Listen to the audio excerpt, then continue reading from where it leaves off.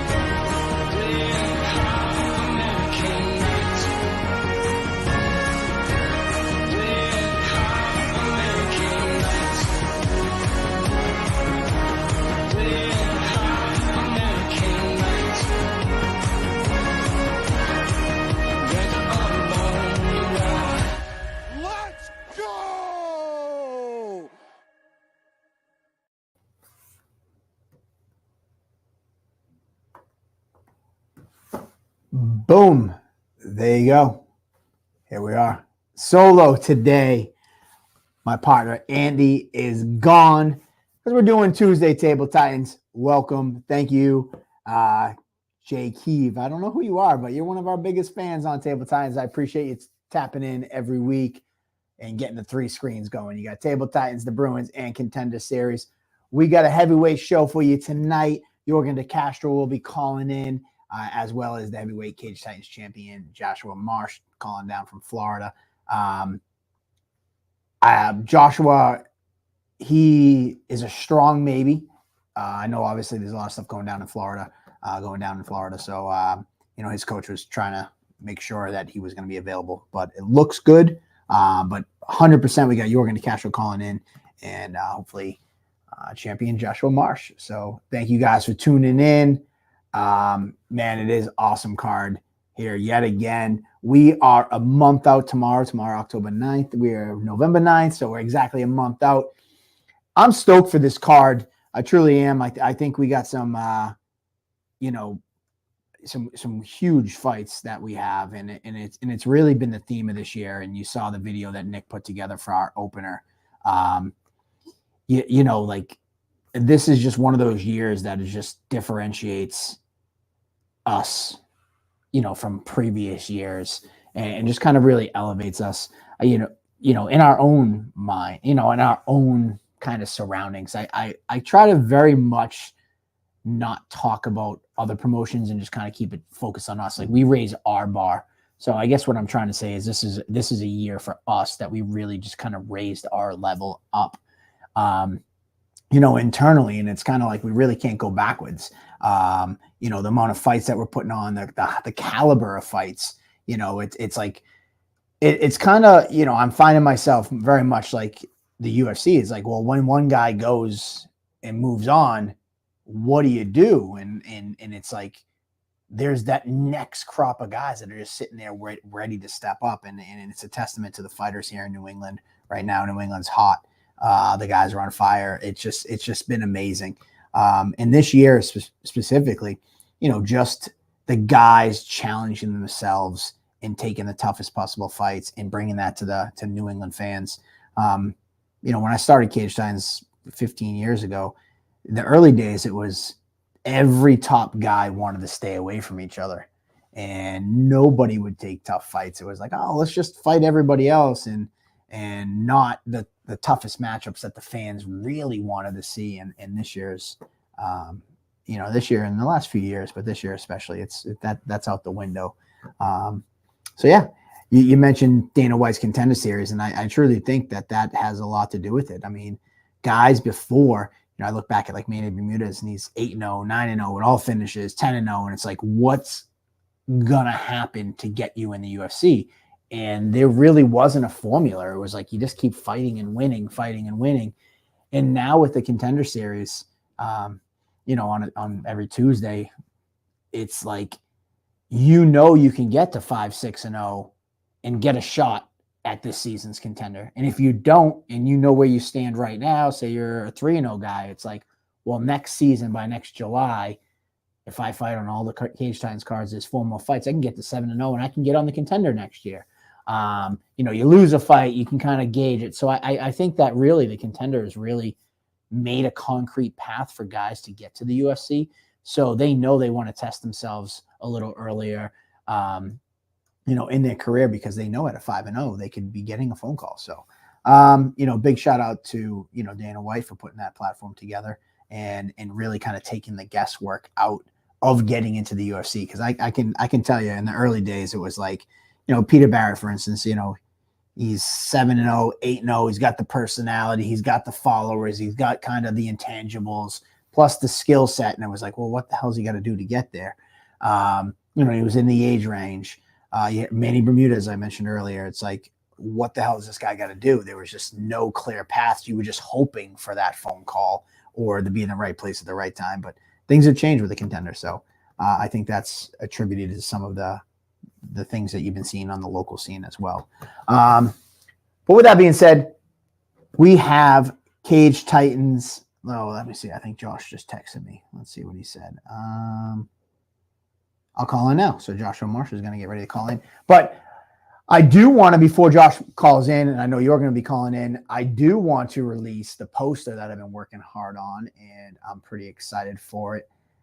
It's one of my favorite things to release. I did recycle an old poster, but I kind of updated and made it new. So without further ado, there you go. Hope you guys enjoy it.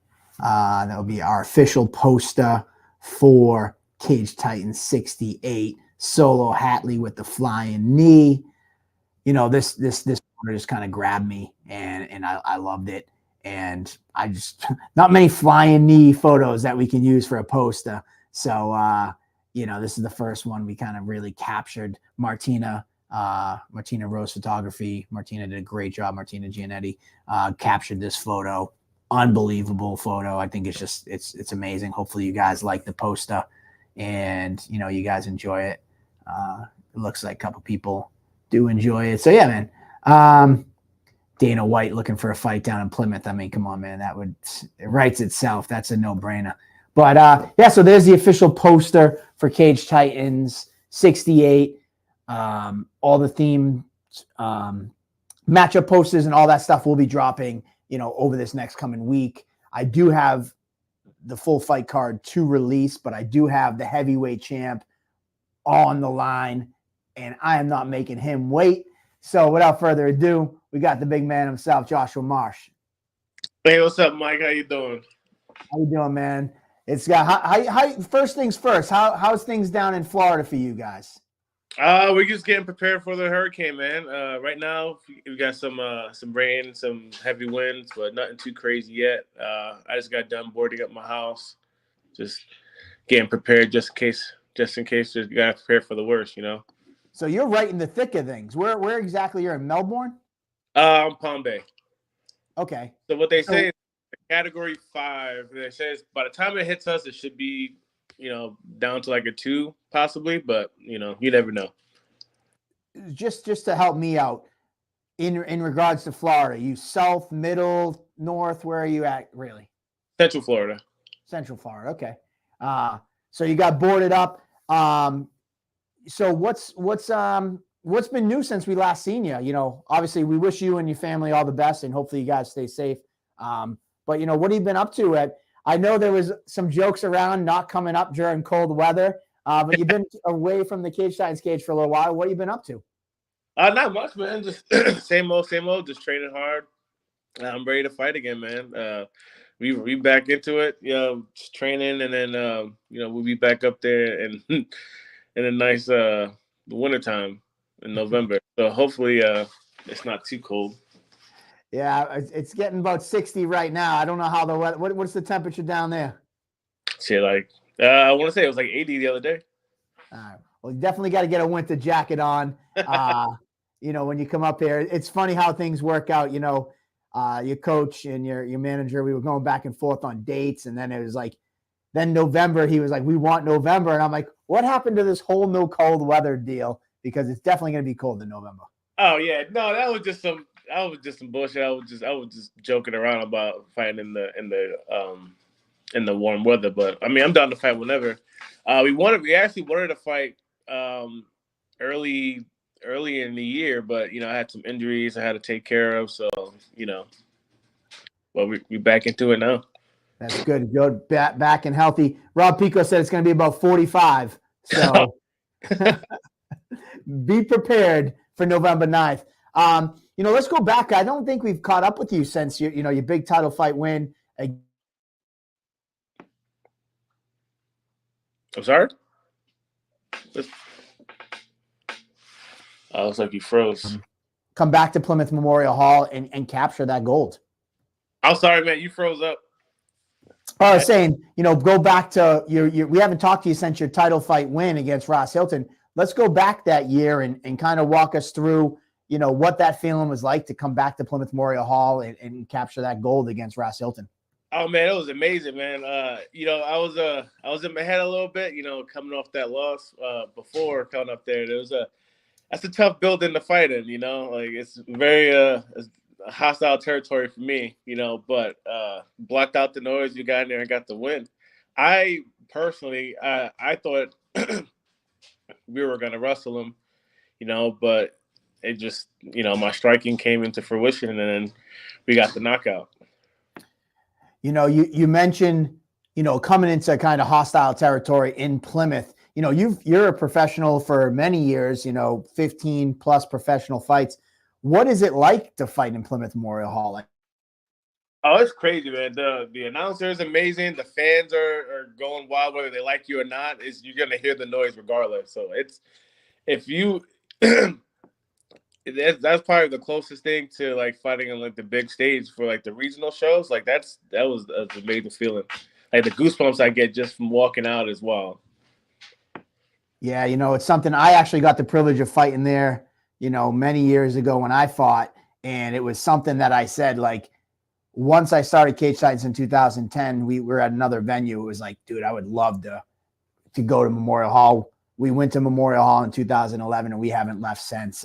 It really is beautiful venue, and the atmosphere is electric. So I'm glad you enjoy it with the booze, and maybe we'll get some cheers here and there as well. Yeah. Fast forward into now, you're taking on Yorgan to Castro, defend your title against him. This is a fight we talked about for a little bit now. What are you looking forward to in a matchup against Yorgan? I think it's going to be a banger, man. He's a tough opponent. Not taking anything lightly. So I'm working on all my trades, my striking, my wrestling. I think all around is a great matchup for me. Whether we're going to stand, whether we wrestle, I think it's going to be a good fight for me regardless. I see me coming out on top. Nice. Breaking down Yorgan, obviously you're respectful and you mentioned you're very respectful, but like his game that you necessarily see that you think you can target and kind of pull out? I don't know. I mean, his striking is decent. I think I have a good opportunity to catch him when he overcommits on his shots. But, from what I see and then what will actually happen at the fight, you never know. So, you mentioned that against Ross. You said you were planning on wrestling, ended up being a strike, and you win by knockout. Your striking is not that bad itself. It's all right. It's definitely got a lot better. I mean, I've been working my ass off for my striking. When I first started fighting, I was strictly wrestling, just trying to take you down and ground and pound. So as the years gone by, I've definitely matured and got a lot more comfortable on my feet. jumping off the striking a little bit, but kind of going back to your wrestling roots, your first time up here, that was kind of overlooked, and wrestling was your main base. Kind of bring us back through your history of wrestling and your success that you had there, because that was something that, when your first matchup against Brandon Battles, when you came to Plymouth, everybody was touting his wrestling, and it was kind of like, wait a minute, I wrestled too, and I wrestled pretty high level. Kind of give us a little history of your background in the wrestling world. Wrestling, I was the 4-time collegiate wrestling All-American. I was a NAIA national champion. I've wrestled, the U.S. Opens. I wrestled a lot of these international tournaments. So, I've been doing this shit since I was 12. So wrestling I always keep that in my back pocket, even though my striking is getting a lot better, so I can leave with that now. But I always have that wrestling in my back pocket. Nice. I don't know if you shared your story before, but what made you transition to MMA? For the newer fans that might not know you too well, what kind of transitioned you into MMA? I really wanted to make the Olympic team, and when that didn't work out, the next thing was MMA. I wasn't gonna be in the WWE and like that, so MMA was the next professional sport that I could go to. Nice. Around your time, I got to play fanboy a little bit for our fans as well. Around the time when you were at that peak of wrestling, who were some of the big names in the wrestling world at that time? In your age bracket, and that somebody might recognize. Jordan Burroughs was when I was wrestling. He was definitely the top guy that I was looking at. I was always admired how fast he was. I think the first time I ever seen him wrestle was at the Kaufman Brand tournament in Omaha, Nebraska, and it was the semifinals. He was down by 4 or 5 points going into the third period. In the last, I think, minute and a half, he comes out and just texts the guy. It goes up 15 points and ends up winning. He just straight up in this minute and a half went all out and just demolished this guy. Pretty much made him quit. So watching that match made me all right, I need to start taking this shit a lot more serious. I need to get my shit together. What was, you mentioned trying to go to the Olympics. Did you get to any phase of that, or was it just kind of that was something you thought about and it really was in the works? It was something I thought about. I mean, I went to these tournaments, and the most I'd get to the quarterfinals and semifinals, and I ended up losing. So it was after a while, I was all right, well, let's transition to something else. You said you weren't going to go down the WWE road and you transitioned to MMA. If you were going to go to the WWE, give me your best wrestling name. What would have been your wrestling persona? I couldn't even tell you, man. WWE wasn't something I would really want to do. I don't really have that crazy personality for WWE, so I couldn't even tell you what my nickname could be. Well, your nickname in MMA is Shugmaster, right? I'd probably stick with that. Yeah.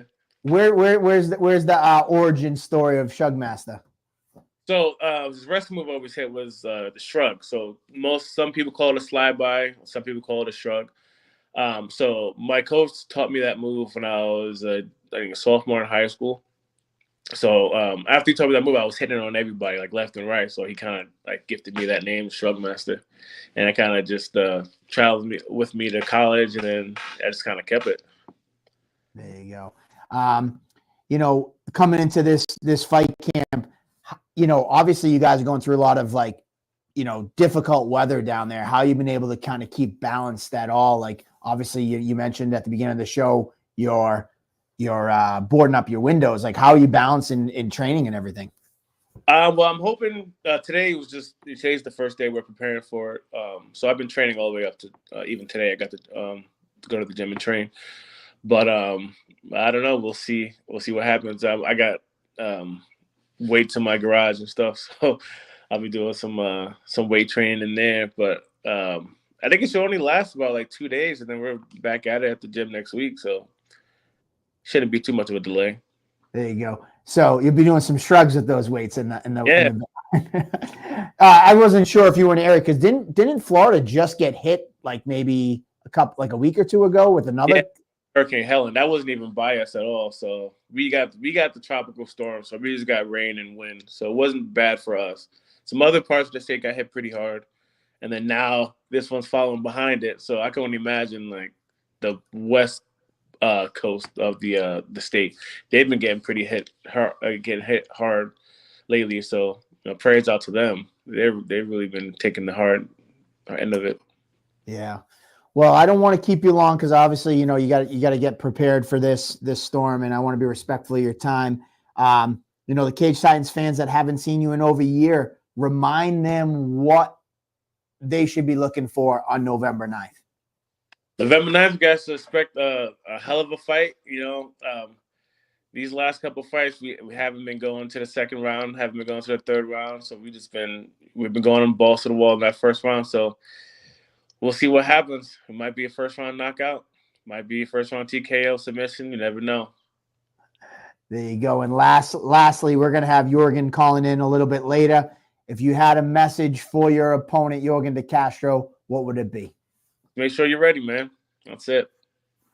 There you go. All right. Any last minute shout outs you want to give before we let you run? Shout out to my gym, Carlson Gracie, Hotbox MMA. Shout out to the Burger Inn. Shout out to just all you guys, all the fans out there watching, man. Can't wait to see you guys. I'll leave you with this. Rob Pico, I think has it. Marsh oh so mellow. Josh Marsh oh so mellow. I dig that, man, because you're very mellow as a fighter. So I like it. Marsh oh so mellow. Well, there you have it. Joshua Marsh, thank you so much for taking time out during this, obviously, what you got going on down in Florida. We wish you and your family the best, and we look forward to seeing you on November 9th. Yes, sir. Thank you. I appreciate it. You guys have a good night. You too, my man. All right. There you go. The champ himself, Joshua Marsh, tuning in. Like you said, obviously a lot of stuff going down in Florida. I appreciate him taking the time out, mentioned right at the beginning of the show, boarding up his windows and getting ready for this storm. So our thoughts are with those guys down there. For those guys just tuning in, we did drop the poster. There you go. The big flying knee shot from Solo Hatley. Great photo. I think this might be actually Johnny Cupcakes has a flying knee photo, who coincidentally happens to be fighting on this card. Let me see. Let's see if I can get a side-by-side real quick of the last flying knee fight poster. I think it was way back in Cage Titans. Holy shit. This was Cage Titans 21. Let me see if I can get this for you guys. Cage Titans 21. This is the last time we had a flying knee photo. Just bear with me as I don't have Andy to be able to stall. So there you go. There's the last time we had a flying knee photo, 2014. And it was a November show as well. Wow, coincidence. November 1st, 2014, Cage Titans 21, Johnny Cupcakes with the flying knee. That was the last time. Man, have our posters evolved over time. Damn, they have. There you go. Flying knees all around for everybody. So I hope you guys enjoy the poster. What do we got for some comments? Yeah, Martina. I gave Martina a shout out earlier. That was her photo. The Mad Titan will be calling in. Yes, we do have a matchup, a kids matchup that we got going on. 16-year-old Kaysden. I hope I said that name right. I probably totally butchered it. Kaysden Cordero. Hope I said it right. Versus Kane Cowley. Kaysden, 16 years old, taking on Kane Cowley. I believe he's 15. We're going to have that as a teenage super fight grappling match to open the show. Usually we have the little kids, but this time we have a little bit older kids, giving them the spotlight on this show. And they will be weighing in on Friday and doing the whole thing. So there we go. More fights to announce. Of course I got more fights to announce. I was going to do that, and then we had Josh kind of not interrupt. Sorry, I almost said interrupt. But we had Josh call in, so I didn't want to keep him waiting. But we do have a fight card to talk about. Obviously, at the top of the card, we did talk about Yorgan de Castro taking on Jahsua Marsh for the Cage Titans Heavyweight Championship. Our co-main event We all know Chris Motino taking on Johnny Cupcakes Campbell for the second time, a rematch, grudge match. Super stoked about. Breaking news now, Don Shanis will be returning. He was originally looking to be taking on Solo Hatley, the poster boy for this card. Solo Hatley, unfortunately, we couldn't get him. He had some issues with work and some scheduling, so we weren't able to pull it together for this card. Maybe we'll hope to put that fight back together for a later card. But Don Shanis will now be taking on Tom Santos out of K's and TST. Tom Santos flown up from Brazil a bunch of times now. He's taken on Peter Barry. He's took on Zach DiSabatino. And here he's going to be taking on Don Shanis, the shameless one. So there you have it. First here right now, Tom Santos taking on Don Shanis. Next up, we got Zach DiSabatino, which we've already previously announced, taking on Luis Pena. Luis Pena coming back up. Next up, big fight we announced last week, Earthquake Aaron Trussell taking on Marty Navis. The Beast is back. Then a fun fight for you guys, Dan Shapiro at Kazin Martial Arts, not to be confused with Tom Santos, Kazin with an S. This is Kazin with a Z. Dan Shapiro taking on Jacobo Apito. And then our opening pro bout for the night, Mary Rosenbeck out of Militia MMA. She trains with Tom Galecchio, former UFC fighter. She'll be traveling up to take on Christina Katsikis, the meat grinder out of South Shore Sport Fighting. Then jumping down to the amateurs, we already announced this fight, Fred Allen Seifer out of New England Cartel, taking on Jake Kasky for the Cage Titans featherweight title. And now some more fun amateur fights that have not been announced yet. Eric Zane out of Dexter MMA will be taking on undefeated Ruben Batar out of Back to Basics, Jeff Perez's school. Sticking with Back to Basics, Eric Wynn out of Back to Basics will be taking on Mohawk Martial Arts undefeated Eder Gomes. Banger of fight. Both these fights at the lightweight division. A lot of interesting things. With that being said, staying in the lightweight division, we have Iger Zaltzman out of Alpha Nerds returning, taking on the debuting Connor Holt out of Savory BJJ's gym. We did see Iger make his Cage Titans debut earlier this year. This is Connor Holt's first time fighting. And Savory BJJ don't have a ton of fighters that come out of there. So when they do, you know they're ready. And I'm excited to see what Connor Holt brings to the table. Next up, Battle Undefeateds in the featherweight division. Santi Munez is back out of Triforce, 2-0, putting his perfect 2-0 record on the line against Jake Callender out of Sid Yatong, also sporting a 2-0 record. Someone gotta go. And I'm sure as hell know that they probably have an eye on the featherweight title fight between Kasky and Seifer going on later on that night. Then Will Portillo makes his return from Triforce as well, 2-1, taking on Matt Pikachu Martinez out of Sid Yatong. Martinez has just had the worst luck. 2 shows in a row. His opponents have dropped out, and he's been itching to get back in there. He's been sitting on the shelf, so he's rip-roaring, ready to go, and he'll be taking on Will Portillo out of Triforce. And then jumping right back in there, Cam Davis came up short out of Daniel Gracie in his debut last event, but he is back, and he will be taking on Jared Sweet out of Dexter MMA. So there you have it. There's the amateur fights so far. We got slated for you 14 fights so far, 7 pro, 7 amateurs. And there's a few more up my sleeve that we might be throwing together. I know Aaron Hughes is in the comments. He's looking to fight. Actually, I put the wrong comment up. I shouldn't have put that one up. Jake Kasky's interview drops tomorrow. Sounds good. Andrew Valdina versus Perrin, please. Perrin is not fighting. He's meeting with dietitian, trying to figure out if he's going to be fighting at 35 or 45 in the future. Valdina is looking. I am looking for opponents. I do have an offer out right now, waiting for acceptance. And if that comes at some point during this show, I'd love to do it. Aaron Hughes has been looking for a fight. We'll see what we can do there. And then just earlier today, I had a conference call with Jack Congdon and his coach manager, and he threw his name in the hat. I think the intrigue of, this fight card and being the last one of the year and could be one of our best ones. He threw his name in the hat and was like, hey, if you can get something for me, let's go. So we might see a couple more fights, maybe a Congdon fight, maybe a Hughes fight, maybe a Valdina fight to kind of tie out this card. But one more time, quick rundown, top to bottom. Can't go two shows in a row without funky. What was it? Without funky cold Valdina. I like that. And the card's already a banger. I'm going to run down that card one more time, top to bottom. Jahsua Marsh, Cage Titans heavyweight champion, defending his title for the first time against Yorgan de Castro out of Regiment Training Center. And our co-main event, Chris Motino from the New England Cartel taking on Johnny Cupcakes Campbell out of South Shore Sport Fighting. Breaking news that we broke today. Don Shanis first announced here. Don Shanis out of Syndicate out in Vegas will be taking on Tom Santos out of K's and TST, flying into us from Brazil. Then we have Luis Pena making his return, taking on Zach Di Sabatino. We have Earthquake Aaron Tercel battling Marty the Beast Navis.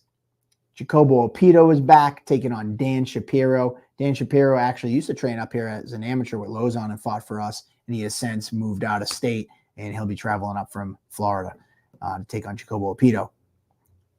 Now we have Mary Rosenbeck out of Tom Galecchio, former UFC fighters, Militia MMA, taking on the meat grinder out of South Shore Sport Fighting, Christina Katsikis. Those are the 7 pro fights that we have scheduled as of now, and there's a few more up my sleeve, like I mentioned earlier. Then we go right to the amateurs. Our amateur title fight, Frank Seifer, 6-2 record out of New England Cartel, looking to capture the Cage Titans featherweight title, taking on Jake Kasky for that vacant belt. Out of Dexter MMA. Then we have Eric Zane, also out of Dexter MMA, 1-1, taking on undefeated Ruben Batar out of Back to Basics. Sticking with Back to Basics, we got 1-1 Eric Wynn, taking on undefeated Eder Gomes out of Mohawk Martial Arts.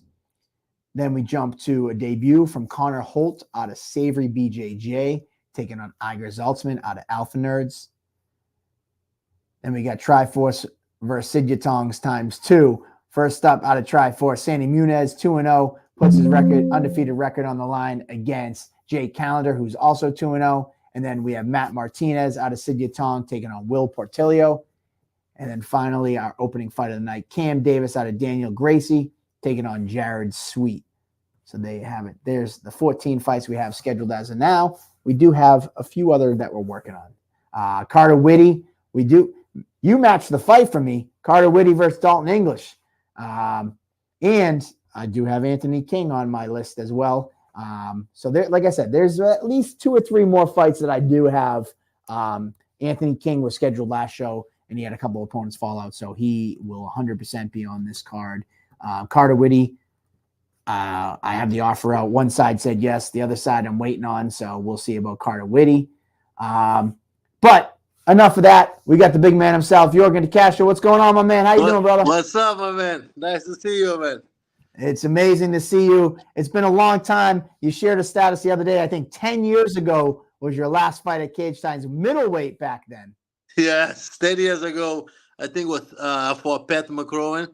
I think that was the last fight for Cage Titan. And, yeah, I think that was actually when we used to do the weigh-ins here at Coop's Bar and Grill as well. Yes, exactly. That's crazy. Long time ago. A long time ago. So obviously in those 10 years, you've had an amazing career. Eagle FC, UFC, PFL, CES champion, the NEF champion. Take us through the last 10 years. Kind of catch all the Cage Titans fans. What's been going on in the world of Yorgan de Castro? I mean, it's been great, man. I start as a light heavyweight, and the route to light heavyweight is always harder than the heavyweight. So I also like to eat and put weight on. So I move up to heavyweight, get to Contender Series. Everything was well. Get to UFC. I mean, I think in New England, people be following me pretty good, and they know what's going on. And I'm excited to get to Cage Titan in November 9th. There's something special about Cage Titan. All through all this year, I always follow Cage Titan. The crowd is crazy. You guys always put in a great event, and I like to establish myself as the best heavyweight to ever come out of New England. I think get the cage title would be like a stamp that I need. Yeah, man. Honestly, I don't know if you watch comic book movies, the Avengers. You're like Thanos. You're collecting those Infinity Stones. You got the NEF Championship. You got the CES. Now Cage Titans. You got to get that last stone. Damn right. That's what I'm trying to do. That's what I'm trying to accomplish.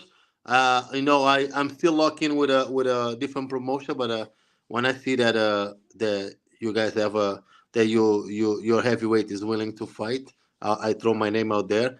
I think he's a great champion. I think he's a great challenge. You have a lot of fights, 7-6. Jiu-jitsu black belt. I think it's gonna be a challenge, but I'm up for a challenge, and I'm gonna bring the crowd. I'm gonna try to make it as hostile as possible for him, and I'm gonna put on show. I love it, man. So speaking of Marsh, tell me what you know about your opponent in Marsh, and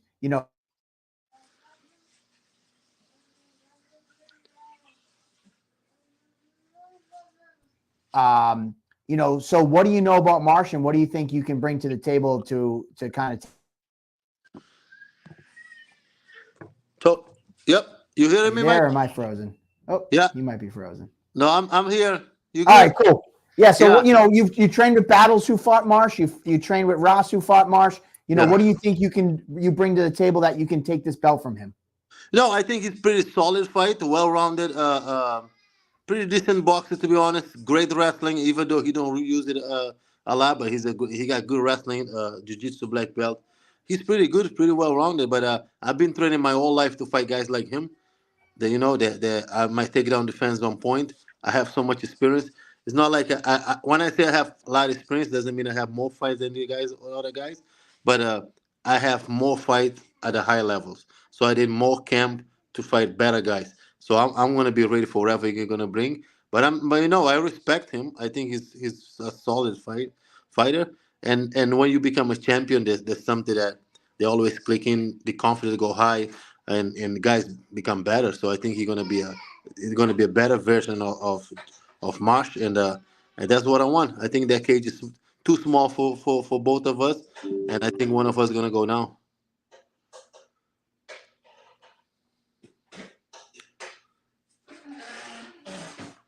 Mike.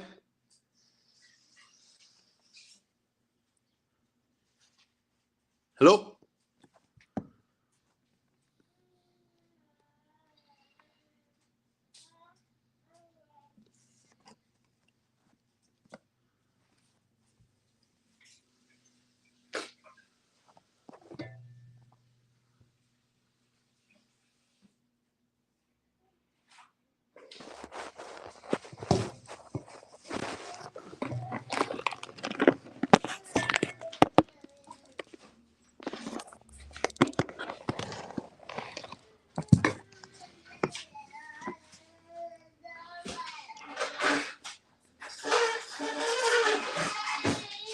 Hello.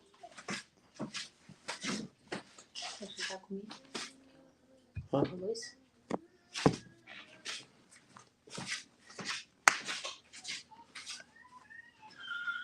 Não quer o bife, amor? Não quer? Não. Posso comer? Ou queres guardar para o comer? Não, não quero. Será que é bom? O quê? Esse bife? Claro que é.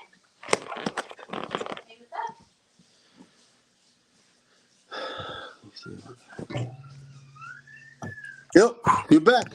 Are you there, Yorgan? Yeah, I'm here. Can you hear me? Yes. I don't know if you can hear me. I got you. I can hear you. I'm just trying to get you going.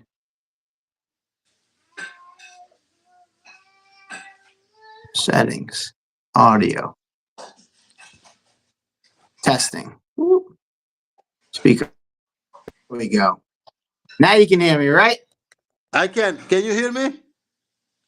Hello? All right. I just got to get one more thing fixed on my settings. Of course, it wouldn't be a Cage Titans show if my computer didn't die and I forgot that's where I'm at. I might have lost him. Let's see. Can you guys hear me now, though? Give me a thumbs up if you can hear me.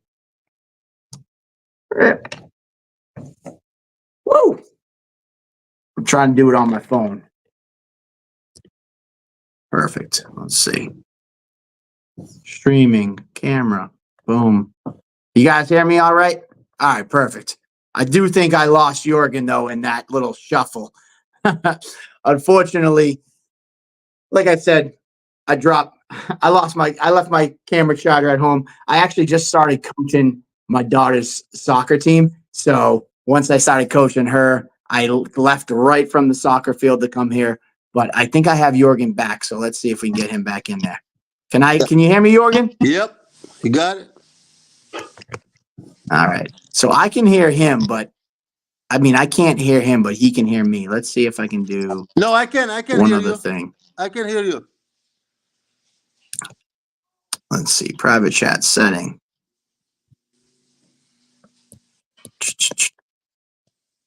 Hello?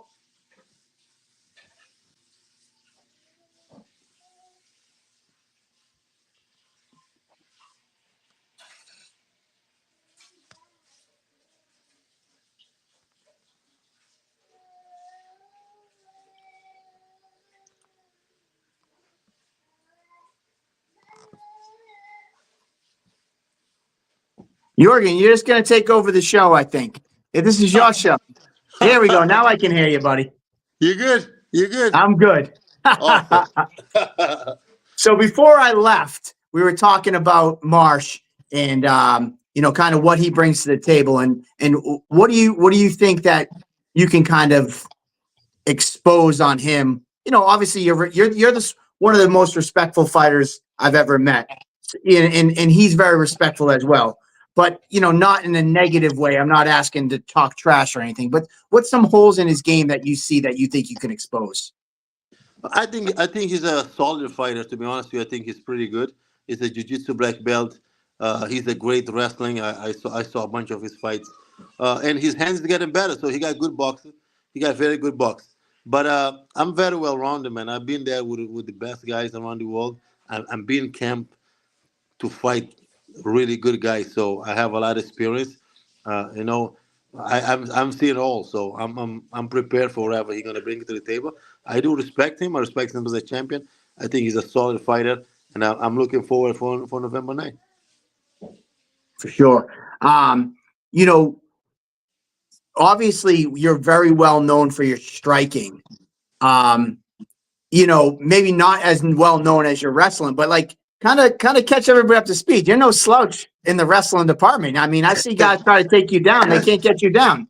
Do I have one of the best wrestling defense in the takedown defense in the heavyweight division too. And if you take me down, I highly doubt that they can keep me down. Uh, I trained with a very good guy. So I trained with Brandon Battles before for Joshua Marsh. And I train with some very good wrestlers. So my wrestling gonna be on point. I know we're gonna have to wrestling because the cage is small, and we're gonna have to clinch and wrestling. But this is MMA fighter. I'm ready to. I'm ready for everything. You have a big army behind you. A lot's changed. Like you said in your post, 10 years ago, you couldn't sell 10 tickets. Now you have a huge crowd of support. What's that support been like for you at this stage of your career? How great is it to have such a great following and such great family and friends supporting you? That's very important, man. That's I think that's what that can be the difference between a fighter keep moving forward and keep going and give up. I see a lot of guys get to the big show, then when they get cut, there's nowhere to go. You have no support. Your circle's not that loyal. I have a great family. My wife and kids always love me regardless the result, if I win or lose. My coaches is amazing. They're not just coaches, they're friends and the fans too. To me, it's not just fans. They friends. People that take time off of work and buy tickets and bring the family to support me and watch me fight. I'm talking about. I'm gonna bring probably 200 people if they're all friends me to watch fights. And so I think they are the reason I'm still fighting. To be honest with you, I know I always tell guys don't fight for the fans. The fans will turn on you sometimes, and you gotta find your will. But at this point of my career, I think my friends and fans is the one to keep me going and you know, my circle. That's what I keep going. That's what I keep fighting. That regardless win or lose, my sponsors too. I have amazing loyal sponsors that keep like make my life easy. So that I think that's one of the best things that happened in my career, and also because I get to UFC too early. It was good because I get there, everybody was right with me. Then I came down, then I get to know who is who, and fortunately I have some solid people around me. No, it's great to hear. Um, Maybe I'm way off on this, but are you still working in the school? Yes, I still working, but I changed a little bit. So I still work in the school. I used to be a security guard. Now I run a program. I run an MMA program for the schools. With so I teach classes over there, 2 hours, 2 hour and a half a day, mixed martial arts with the kids, it's been really good. It's been really great because some kids they have trouble. Fit in and communicate and express themselves. They find MMA, they find kickboxing, and with me it's like free. You get to be who you are. I think mixed martial arts can turn people around, and I firmly believe it. And that's what I'm trying to share. I share my experience. I share my life experience in general. And but I'm still with the school, and I'm grateful for. You're gonna have to. I'm off air. I'm gonna have to get some pointers from you because, like I said, I just started coaching soccer for my 8-year-old daughter, and I've only had 2 practices. Today was one of them, and it's just like they're running around, they don't listen. I'm like, I'm definitely gonna have to get some pointers from you on how to teach a little bit. How old are them? 8 years old, 7 and 8, first and second grade. Yeah, that's complicated because you got to get them to focus. That's the hard part. To listen. That's the hard part. I'm now dealing with more with teenagers, but I still Okay. run. But I still do private class with some kids like 5 years old, 6 years old. It's all about don't go too hard. You got to make it fun for them too. Yeah, it's very hard, and I'm learning, but I'll definitely have to get some pointers from you. But back to the fight world, you know, anything, it's been so long.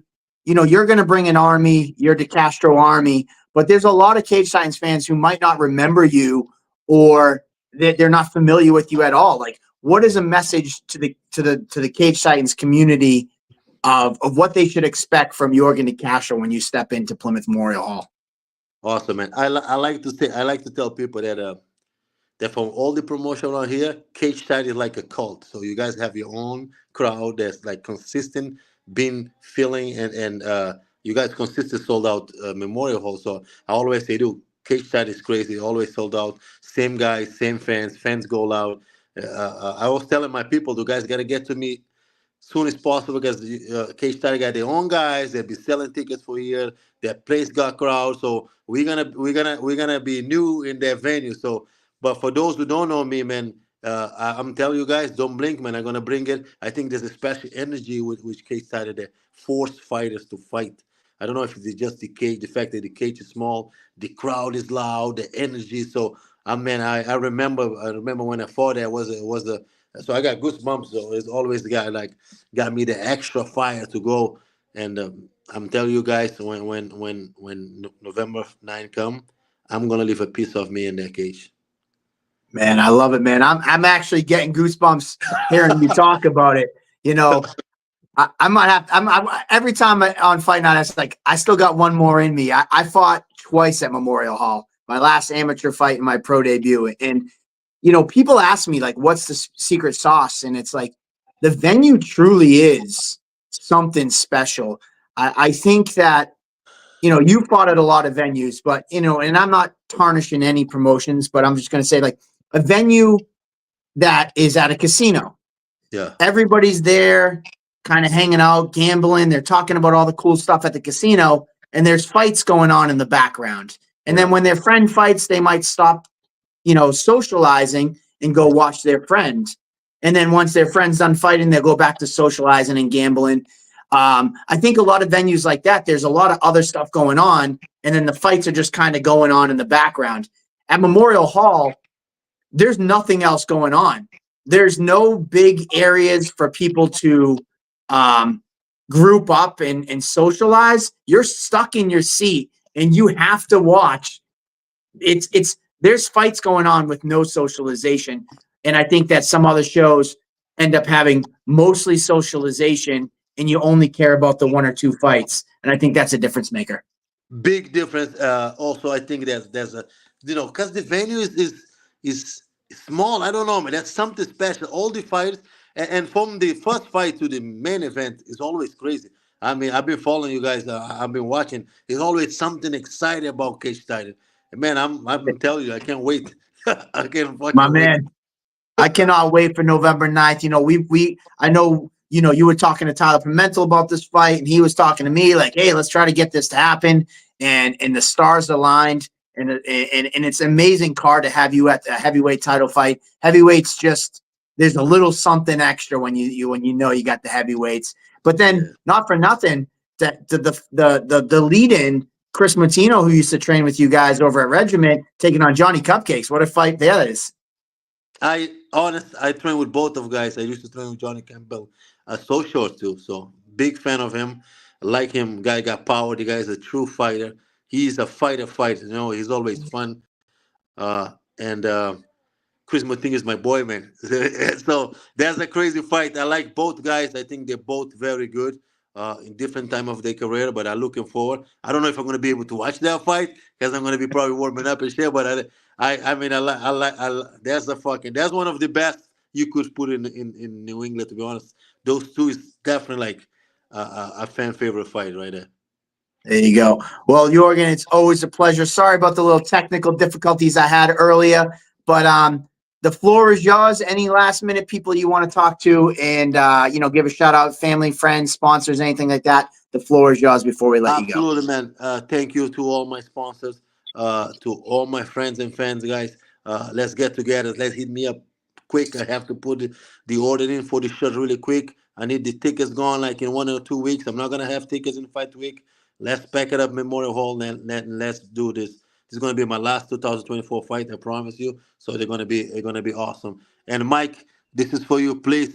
Aaron's don't stop texting me. You gotta answer him. Aaron Hughes, short fuse. He's nonstop texting me too, along with a million other people. He needs to get in this car. He's texting me. He's calling me. He's waking up at 5 a.m. to training with me. So he's fired up. You got to get Aaron. Listen, it won't be a show without short fuse. I'll see what I can do. Thank you, my man. I appreciate you. All right, my man. Have a good one. Thank you so much for coming in. Thank you. All right, there you go. The man himself, Yorgan de Castro, the heavyweight challenger. When we put this fight together, I was pretty excited. This is something that's been in the works for, man, we've been talking about this fight for almost 6 months now, like kind of seeing if we could put this together and the stars align. Like I said, I'm super stoked for it. It's been a long time since Yorgan fought, 10 years.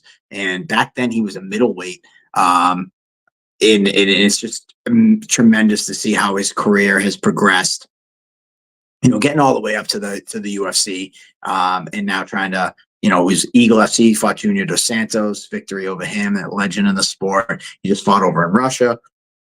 He's fought in PFL.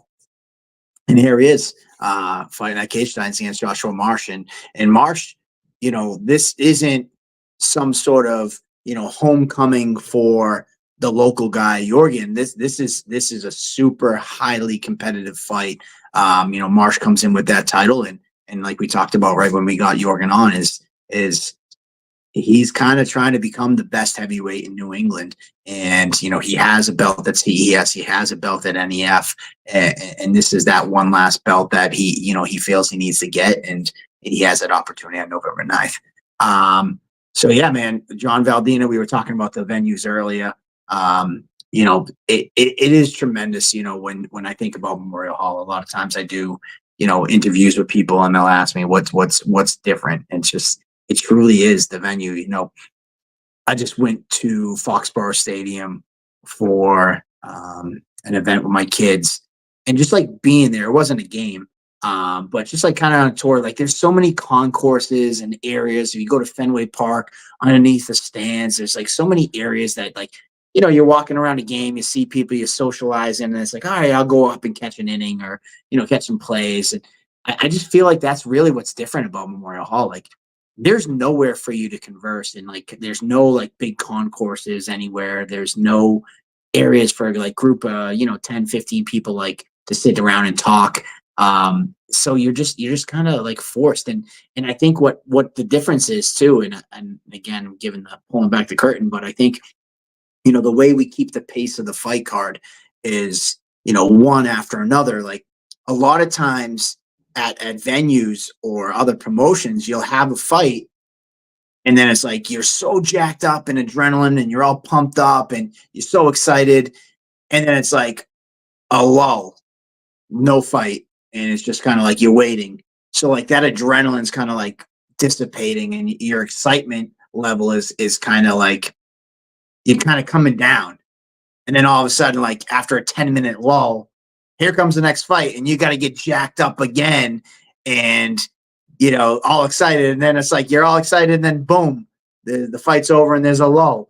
I just think at Cage Titans, we keep the pace so quickly, and it's like you're at this level and you just stay at that level the entire night because we're rattling these fights off back to back and keeping that energy, as opposed to fight, big delay. So kind of come down, and then we expect you to get back up for the next fight. And then it's like, all right, wait for the next one. We're not doing that up and down. It's just like, it's a fever pitch from the first fight all the way to the end.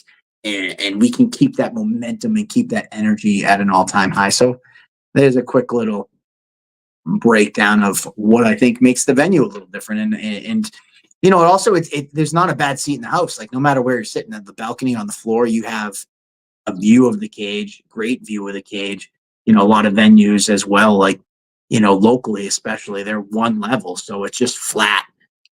And you're either forced to just watch a screen the whole time, or it's you're standing and trying to do this, look around people, and it's just not a great viewing experience. I think that the viewing experience at Memorial Hall is just, it truly is second to none. And people ask me all the time, I mean, if you watch the show, hey, when are you going to go to a bigger venue? When are you going to go to a different venue? It's just like, it's going to be extremely difficult to replicate that. So, and I also think that like the size is kind of perfect. You go bigger, and it's like the acoustics is tough to match, and you might get lost in a bigger venue. Like, it's just the perfect intimate venue. I mean, if you've never been, I just can't explain it. And so many people, I mean, that's my best way of explaining it, but that's just it. So there you have it. Anywho, we had a heavyweight show today. They're so big, we could barely keep the computer on. I had to switch over to my phone. I thank you guys for all kind of jumping over and sticking with me while I had that little technical difficulty in the middle of the show. I appreciate it. Next week, we'll be back to our regular time and day on Mondays. Where tomorrow's a month out. And as of tomorrow, we're exactly a month out. It's almost time. We're within shooting distance, so to speak. So earlier today, go back, rewatch. I announced the entire fight card as it is now. I'm also going to throw up the Cage Titans poster beautifully over my face. There's the official Cage Titans poster. Shout out to Solo Hatley for being this show's poster boy. And shout out to Martina for that great photo that she took. Be on the lookout all week for matchup announcements and banners and all of the marketing stuff that you are accustomed to seeing from Cage Titans. And if you didn't hear your name, as you heard Yorgan giving a shout out for Aaron Hughes, I see Mr. Valdina in here. Happy birthday. I think his birthday was yesterday. Trying to give him a birthday present, get his son on this fight card as well. So we got a couple more names that we're working on. Jack Kong is another one that I had a conference call with today. So there you have it, guys. I got no much more. I appreciate you listening to me rambling for a little bit. I appreciate you guys sticking with me today. And that's it. We're done. 59 and 59 seconds. 1 hour in. Have a good night, guys. Plymouth Massachusetts. Let's go!